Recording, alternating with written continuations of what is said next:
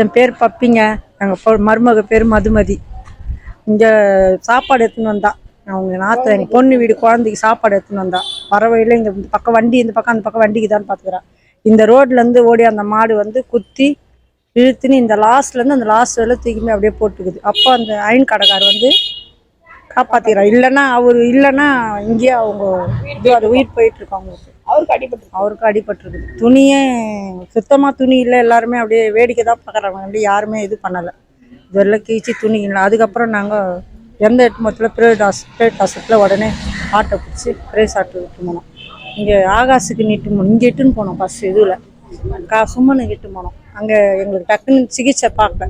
அங்கே ஒரு 5000 ரூபாய் கட்டி செலவு பண்ணி ஸ்கேன் எல்லாம் எடுத்துகிட்டு ரெஸ்ட் எல்லாம் எடுத்துகிட்டு இங்கே கார்த்திகாலை தான் சேர்த்து ராத்திரி 11 மணிக்கு ஆப்ரேஷன் பண்ணாங்க. இப்போ அந்த அம்மா வந்து மாடு முட்டுனால அந்த மாடு வந்து பண்ணாங்களா? அதெல்லாம் எதுவும் தெரியாது சார் எங்களுக்கு. அங்கேருந்து ஓடியாந்துது சார். ஆனால் அந்த என்ஆர்எஸ் ரோடு அந்த ஃபுட்டேஜில் பார்த்தா தெரியும். அங்கே ஒருத்தர் வந்து இந்த மாடை வந்து தெருத்தின்னு வந்தாருன்னு சொன்னாங்க. தெருத்தின்னு வந்தார் பைக்கில். என்னுடைய பையனோட ஃப்ரெண்டு சொன்னான், இந்த மாதிரி ஒருத்தர் வந்து பைக்கில் வந்து அந்த மாடை இது பண்ணிட்டு வந்தார். கழுத்தில் வந்து மஞ்சள் கலர் கயிறு கட்டியிருக்கோம் அந்த மாடு அப்படின்னு சொன்னாங்க. அந்த மாடாக இருக்கலாம். அது வந்தது அங்கேருந்து. அவர் சும்மா தெத்தின்னு தான் வந்தார். அதுக்கப்புறம் எப்படி பண்ணார், அந்த மாடாக தான் இருக்கு. அந்த டைமுக்கு அந்த மாடை தெத்தின்னு வந்தார் இது மாட்டுன்னு அவர் சொன்னார். மாடு அதெல்லாம் மிரண்டு இருக்குமா? ஒருவேளை இல்லை, இது மாதிரி நாய் கடிச்சிதுன்னு சொல்கிறாங்க எல்லாரும். ஏற்கனவே 2 நாளைக்கு முன்ன ஒரு குழந்தைய இது மாதிரி இதுவாச்சான்.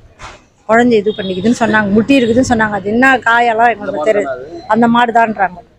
மாடு முட்டிச்சா குழந்தைக்கு இதுவாச்சுன்னு சொன்னாங்க. ஆனால் அது சரியாக நாங்கள் பார்க்கல, தெரியாது. இது நேற்று நல்லா இதுவாக நடக்குது. நாங்கள் உள்ளே இருந்தோம், அது கூட எங்களுக்கு தெரியாது. நான் வெளியே வந்து பார்த்தோன்னே தான் கோராமையாக உட்காந்துக்கிறா.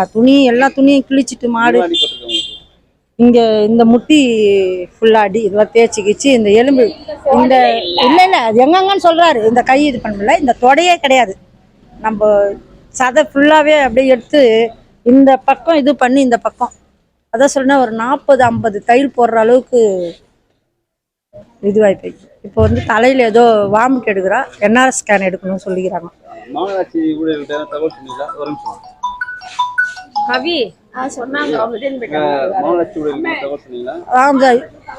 தகவல் சொன்னீங்களான்னு கேட்குறாங்க. இது போலீஸில் கம்ப்ளைண்ட் பண்ணிக்கிறோம். ஆப்ரேஷன் வந்து மாடு நேற்று கூட்டின்னு போயிட்டாங்க. ஆனால் போலீஸில் வந்து கம்ப்ளைண்ட் பண்ணிக்கிறோம். இது கேஸ் கொடுத்துருக்குறோம். தெரியல, இன்னும் யாருன்னு தெரியல.